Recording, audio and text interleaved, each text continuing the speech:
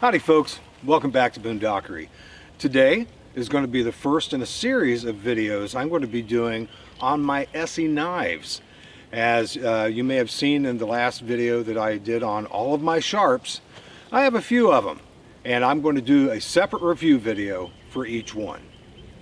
Before I get into my first review, let's talk a little bit about the company ESEE. The origins of ESEE knives actually began in the Amazon jungle, where good quality blades are absolutely essential for day-to-day chores and survival. Through the experiences in the Amazon jungle, ESEE has sought out the best wilderness experts, knife makers, knife designers, and blade manufacturers in the business to produce the highest quality knives that they can.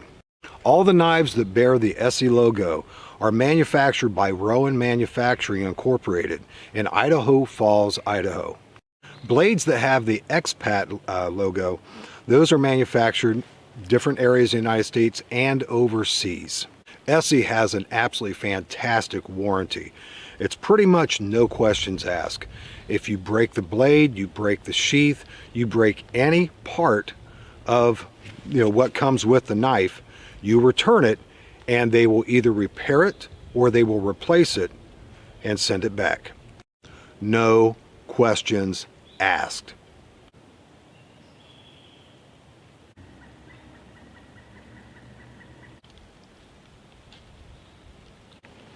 These are the ESEE knives that I own.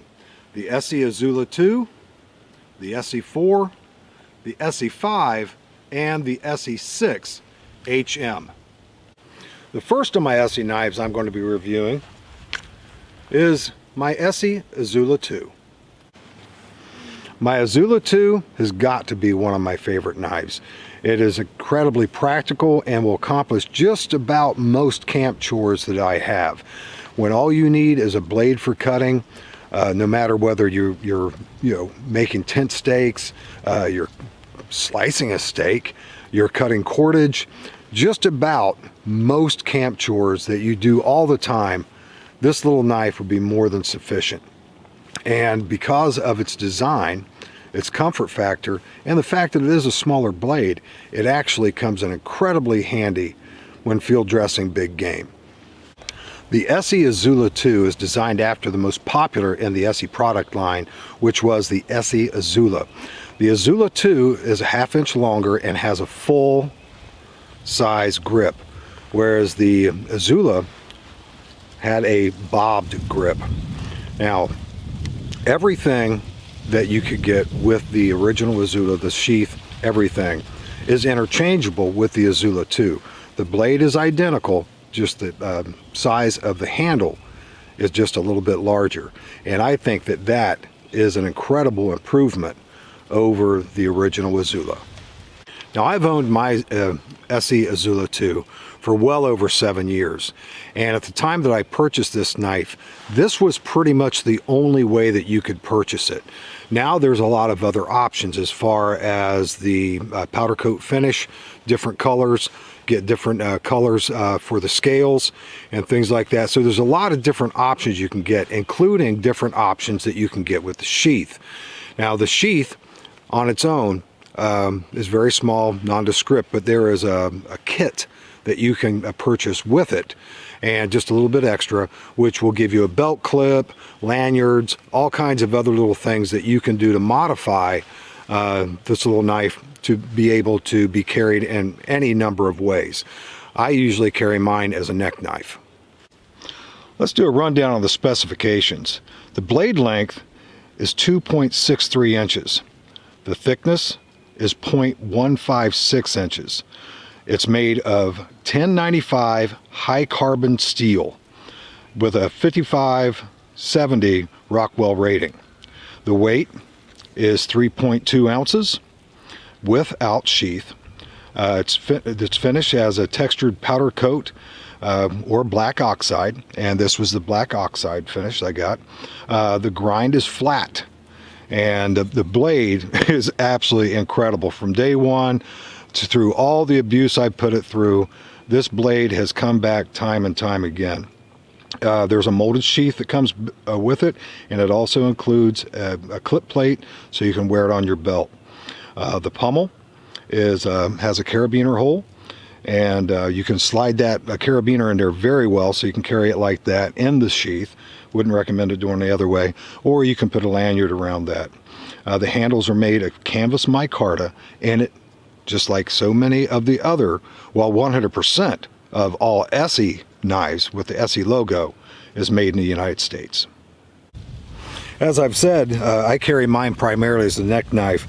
The sheath does not have any tensioning screws on it, but the fit is absolutely fantastic. I've never, ever had an instance to where the knife fell out of the sheath, and has a, it's very, very snug grip. Now, I turned mine into more of like a survival type of tool in addition to just a daily use knife. And I have some 220 cord and the lanyard. Of course, I've got a whole bunch of 550 cord that's been cobra knotted. And in here, let's see if you can see that. Right here, you can see that little silver thing. I have an emergency sewing kit that has 3-ply waxed linen thread, a large sail needle, so that way I can do large repairs on any piece of equipment I have. And this little piece of Velcro just helps hold things into place, and also gives me something to bundle any of the cordage up when I take this off to access anything, and keeps it together. Now, this particular configuration I played with quite a bit till I came up with this one, and the sheath is not the original sheath that came with the knife. The sheath was the original sheath was black, and years later I went to Smoky Mountain Knife Works, and they had a variety of different colors, and I chose the coyote brown color, but fits in very snug. It's a fantastic little rig, and pretty much this is the only way that I've used this. Even the black sheath that I had originally, I configured as a neck knife. Now, just to show you what this little guy can do, a very common camp chore for me is making tent stakes. I'm going to use this little gem to make a tent stake, so you can see how sharp it is and the different types of things you can do with it, even though it's so small.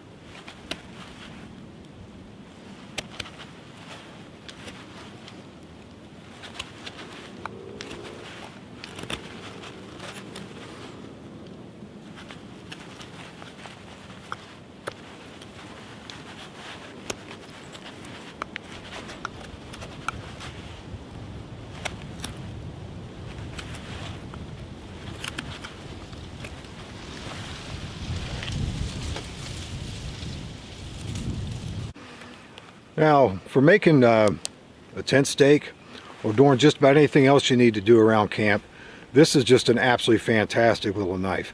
And very tough, holds an edge very, very well, and it's fairly easy to put an edge back on it too because it's carbon steel.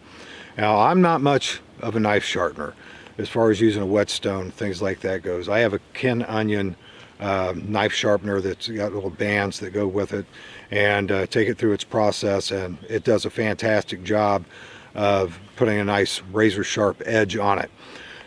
The one thing that I have noticed with this as far as the edge goes is that a good sharp edge stays for quite a long time. You can really do a lot of work with this little gem while you're out in the woods before you'll need to resharpen it.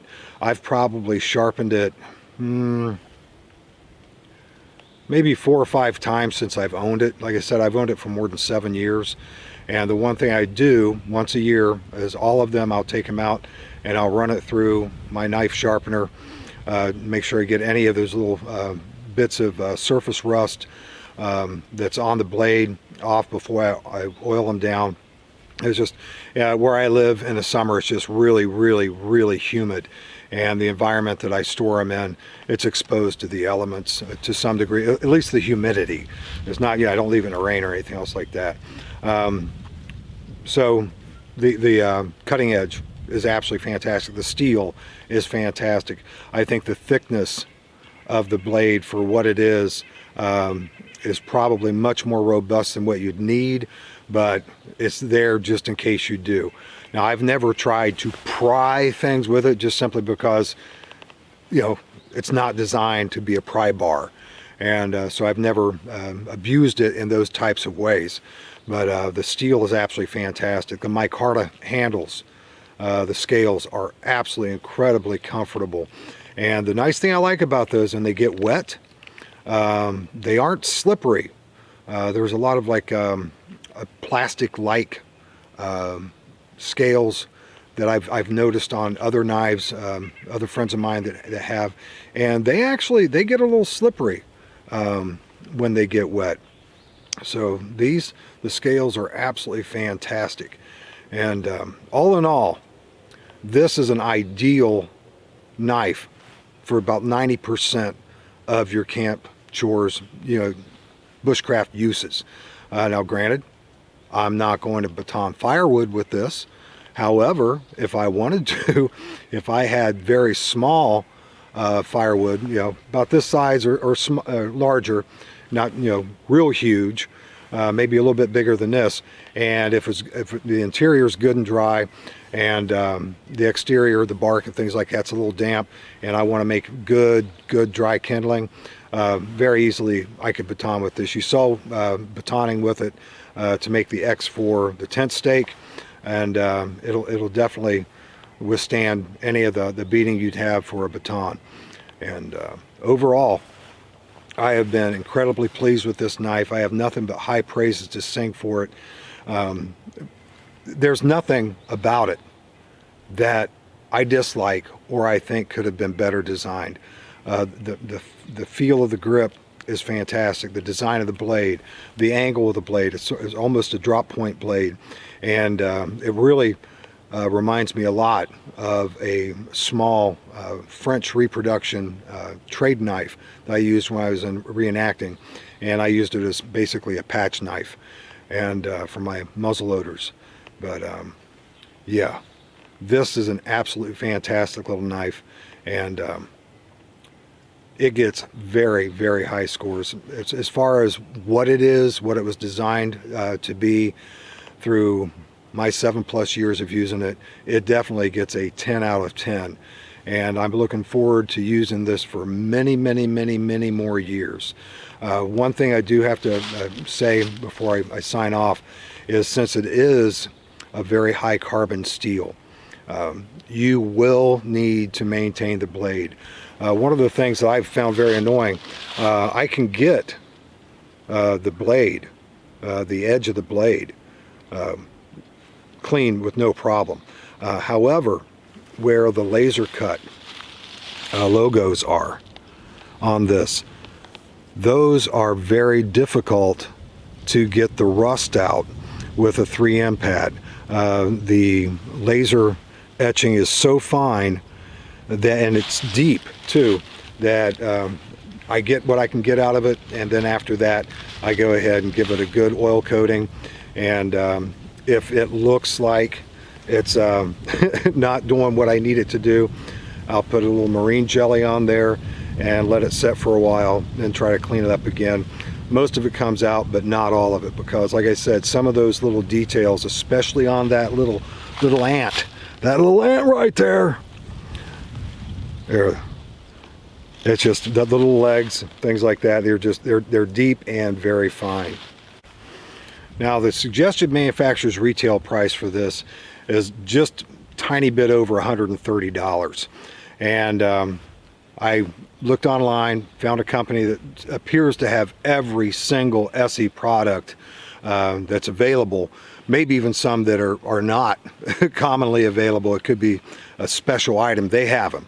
It's called the Knife Works, and the Knife Works has these for approximately $67.